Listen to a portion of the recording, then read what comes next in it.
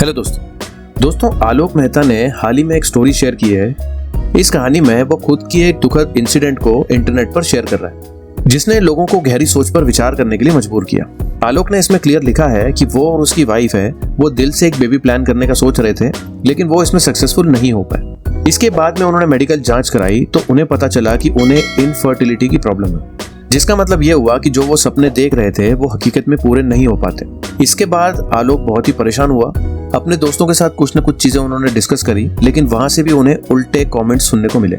ये बातें इतनी कॉमन हो चुकी है कि आजकल मेंस अपनी इस प्रॉब्लम के बारे में किसी से इजीली शेयर भी नहीं कर पा रहे, उन्हें बहुत प्रॉब्लम हो रही है। और अगर ये किसी को पता चल जाए तो सोसाइटी उस पर बहुत दबाव डालती है, जिसके रिजल्ट में वो डिप्रेशन में चले जाते हैं और बहुत सारे लोग दुनिया छोड़कर ही चले जाते हैं। जैसा कि 2015 की एक रिपोर्ट में अर्न एंड यंग ने बताया था कि इंडिया की जो इनफर्टिलिटी रेट है वो 2% है। लेकिन भाई आपको पता है कि अगर हम प्रेजेंट सिचुएशन की बात करें तो 10 मई 2022 को जब दिल्ली की एम्स ने एक स्टडी किया तो हमें पता चला कि इंडिया के कुछ कपल्स इनफर्टिलिटी का सामना कर रहे हैं और उनकी एवरेज जो रेट है वो 10 से 15% के बीच में आ गई है।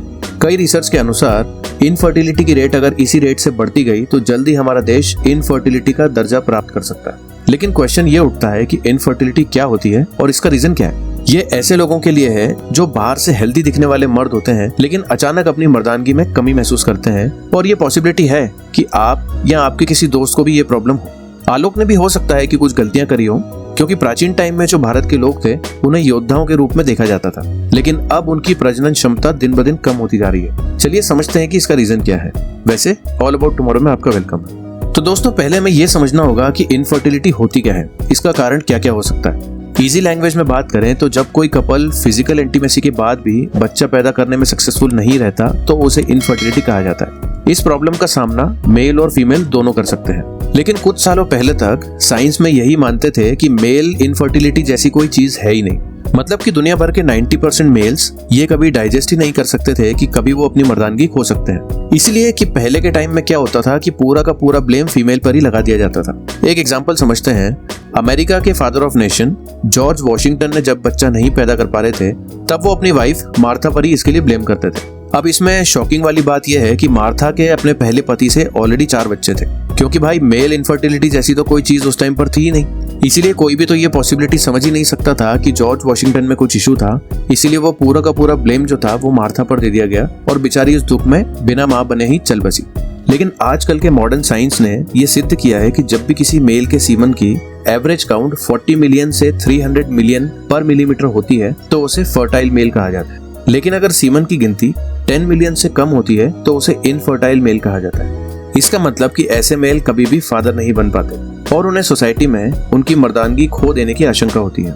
अब ये प्रॉब्लम इंडिया में बहुत ही बड़े स्केल पर देखी जाती है। जैसा कि जनवरी 2019 में टाइम्स ऑफ इंडिया के एक आर्टिकल पब्लिश किया गया, जिसमें उन्होंने क्लियर बताया कि 36 साल की शिप्रा सिंह को उनके ससुराल वाले उनकी इनकेपेबिलिटी के चलते बहुत परेशान कर रहे थे। इसका रीजन था कि वो मां नहीं बन पा रही थी और वो बहुत टाइम से ट्राई कर रहे थे। हालांकि एक दिन शिप्रा के डॉक्टर ने उसके हस्बैंड की फर्टिलिटी टेस्ट करवाने का सजेशन दिया।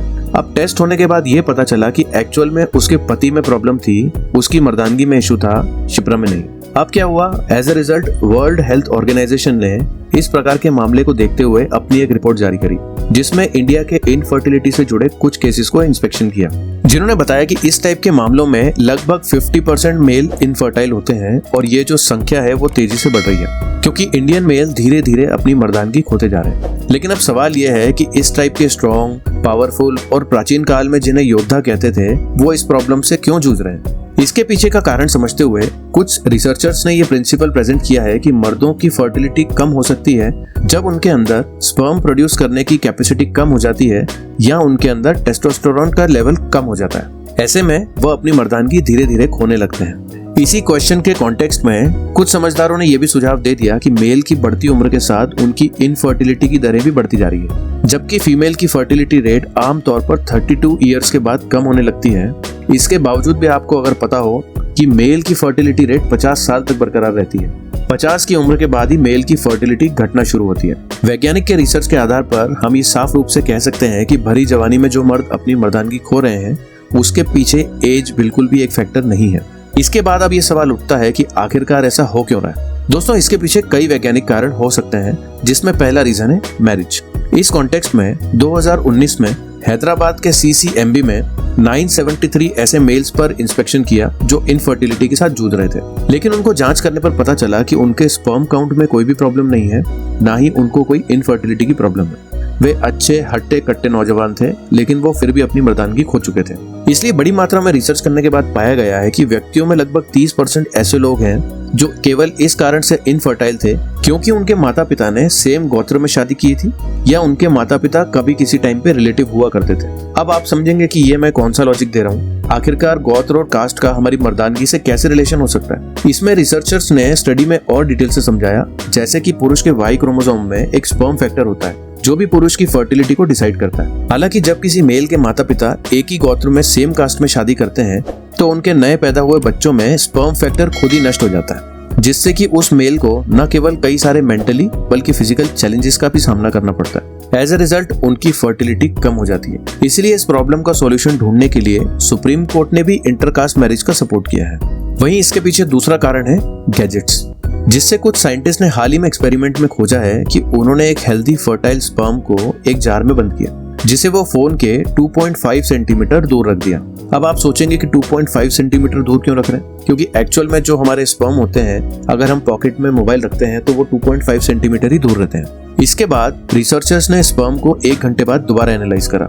उन्होंने ये देखा कि 1 घंटे फोन के पास रखने के बाद स्पर्म की क्वालिटी बेहद ही खराब हो जाती है। इसका रीजन यह है कि स्पर्म को स्वस्थ रहने के लिए हमारी बॉडी के टेम्परेचर से 2-3 डिग्री कम पर रखा जाना चाहिए, जो आमतौर पर हमारे टेस्टिकल कर लेते हैं। जब हम अपने मोबाइल फोन को पॉकेट में रखते हैं या लैपटॉप को अपनी गोद में रखकर यूज करते हैं तो इसका टेम्परेचर लगभग 3 डिग्री बढ़ जाता है। इससे क्या होता है कि इससे स्पर्म का प्रोडक्शन रुक जाता है। इसके साथ ही जो ऑलरेडी स्पर्म बन चुके थे वो भी डैमेज हो जाते हैं, जो एक मेल की फर्टिलिटी को बहुत इफेक्ट करते हैं। मोबाइल से निकलने वाली रेडिएशन स्पर्म की मोर्टिलिटी को भी बहुत हानि पहुंचाते हैं। कुछ साल पहले कुछ रिसर्चर्स ने एक रिसर्च की जिसमें 2 ग्रुप में लोगों को डिवाइड किया गया, ग्रुप ए और ग्रुप बी। ग्रुप ए में वो लोग थे जो सिगरेट जैसी चीजें यूज नहीं करते थे और ग्रुप बी में वो लोग थे जो बहुत ज्यादा मात्रा में सिगरेट पीते थे। इसके बाद उन रिसर्चर्स ने उन दोनों ग्रुप के लोगों के सीमेन को एनालाइज किया और डीपली चेक किया।